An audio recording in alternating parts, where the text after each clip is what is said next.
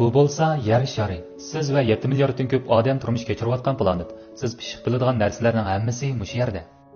Lekin siz yer sharining cho'ngligini butun olam bilan solishtirgan vaqtda uning zodi qanchalik kichik ekanligini his qila olasiz. Qani biz Oy sharidan boshlaylik. U biz ko'ra oladigan eng yaqin qo'shnimiz.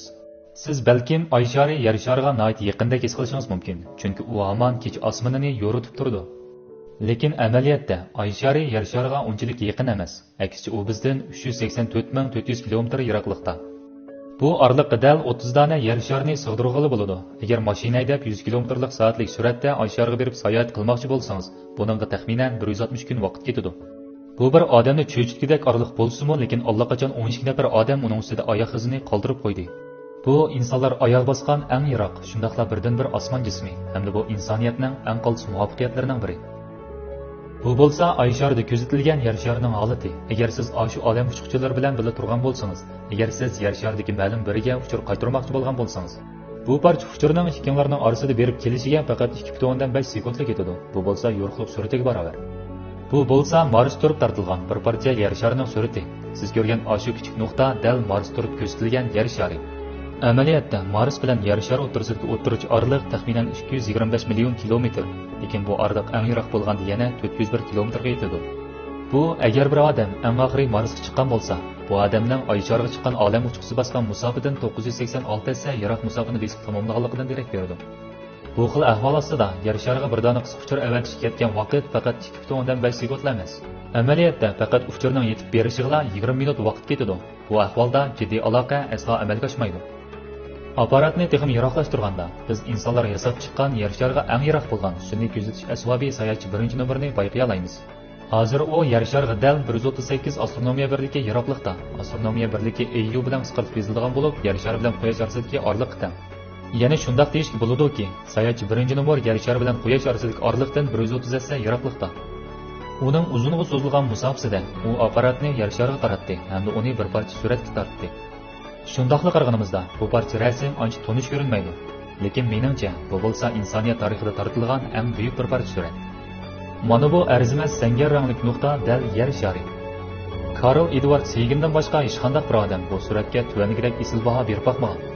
Agar siz bu parcha suratga qarasangiz, siz bir nuqtani ko'ra olasiz.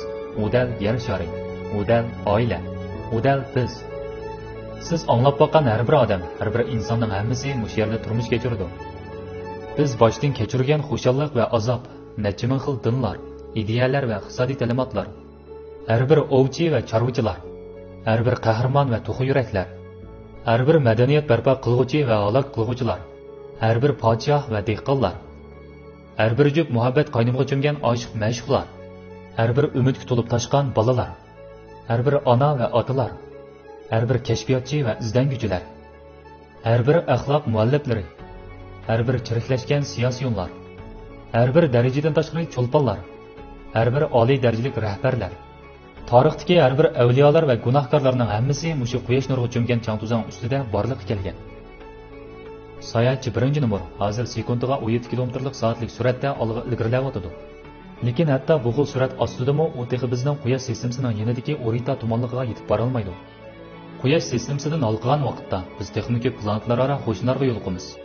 Bu yerga kelganda bizning oraliqni hisoblash birligimiz yo'riqliq yiliga o'zgaradi.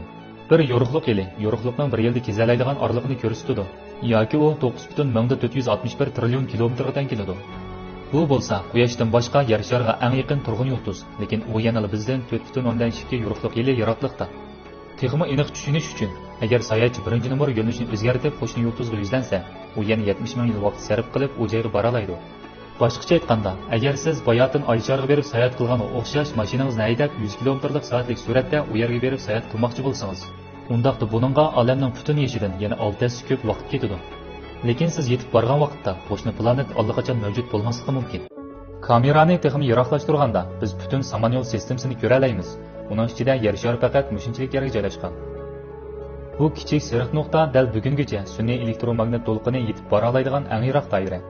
Bu olamdagi har qanday mavjud bo'lish mumkin bo'lgan tashqi planet odamlari agar mush doiraning sirtida turmush kechirsa, ular insonlarning mavjudligidan butunlay xabarsiz ekanligidan darak beradi.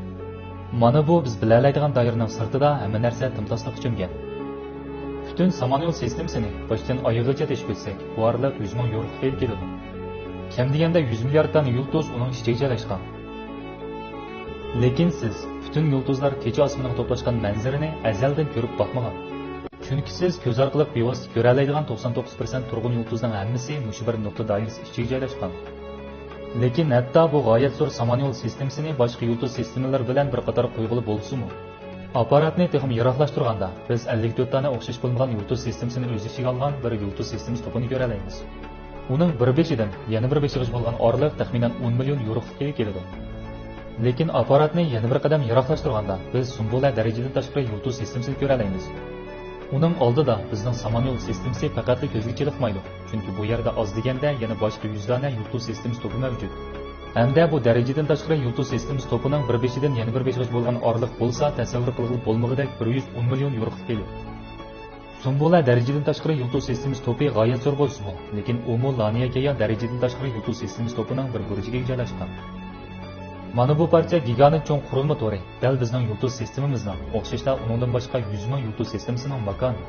Bu yulduz sistemasi to'pining bir uchidan yana bir uchigacha bo'lgan uzunlik bo'lsa 520 million yevroga keladi. Lekin biz apparatni yana texmo yiroqlashtirib, biz ko'ra oladigan butun olamga qo'ya olamiz. Biz qarasak, g'oyat zo'r Laniyaga darajadan tashqari yulduz sistemasi to'pimi olamning intayin kichik arzimas bir qismi. Mana bu biz biladigan olam, u biz biladigan barliq narsani o'ziga mujassamlagan. U bizning makonimiz, oz deganda 2 trillion dona o'xshash bo'lmagan yulduz sistemasini o'z ichiga olgan. Yulduz sistemalari hatto yer sharidagi barliq qum donchasining sonidan ko'p. Yer shari bilan ko'zatgili bo'ladigan olamning xohlagan gravitatsiya bo'lgan orliq bo'lsa 46 milliard 500 million yevroga keladi.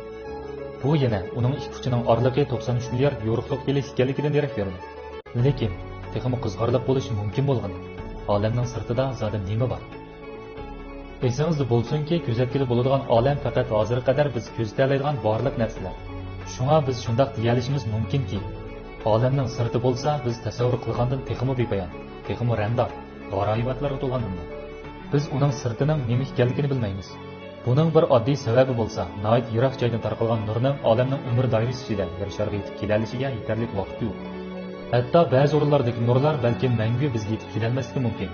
Chunki u joylar yer shariga intayin yiroq. U joylarda olamning kengayish sur'ati hatto yo'riqlik sur'atidan tez. Bu u joylardan kelgan nurlar bir cheklik vaqt ichida yer shariga mangu yetib kelolmaydiganligidan darak beradi. Bu yana insonlar hatto dunyoda mangu yashagan taqdirdami, olamda yanala biz mangu ko'ra olmaydigan, bir bilgili bo'lmaydigan dunyoning mangu mavjud bo'lib turadiganligidan darak beradi. Shunga biz olamning bizning bilginimizdan qanchalik cho'ngligini tasavvur qila olmasligimiz mumkin. Hatto ko'zatgili bo'ladigan olammi, butun olamda faqat biz biladigan bir kichik doira. Olam bu e'lon qilgan olamning kengayish qonuniyatiga asoslanganda, agar olam kengayishi olam cho'ng portlashidan 10⁻37 darajasi sekunddan keyin boshlangan bo'lsa, hamda olamning cho'ngligini kengayishdan burun uning hozirgi yashiga yo'riqlik sur'atini ko'paytganga teng deb faraz qilsak, undaqda bu qarmoqqa shuni tushuntiradiki, hozir butun olamning cho'ngligi ko'zatgili bo'lgan olamdan 1500 megamilliard darajasi cho'ng. Buni raqam bilan ifodalaganda, mana shunday nurg'unlagan nollarni o'z ichiga oladi. Bo'ldi. Oldi bilan bu sonlarni bir tarafga qo'yib turaylik. Bu sizga nisbatan biroz tunish bo'lishi mumkin. Bu chiroqni ko'zatgili bo'ladigan olam deb faraz qilaylik. Siz biladigan barliq narsa chiroqning ichida. Lekin amaliyotda butun olamning cho'ngligi Plutondan cho'ng. O'ylab boqaylik, bir dona chiroqni Plutonning markaziga qo'ysak, lekin chiroq ichidagi biz Plutonning mavjudligidan butunlay xabarsiz. Mana bu bizning hozirgi olamda turayotgan holatimizga o'xshash. Biz ana shunday aqlga sig'maydigan darajada kichik. Lekin siz ansirmang, chunki bular yana nurg'unlagan narsalarni bizning birlikda izlanishimizni saqlab turganligidan darak beradi. Bo'ldi, bu qitimliq sayohat oxirlashdi.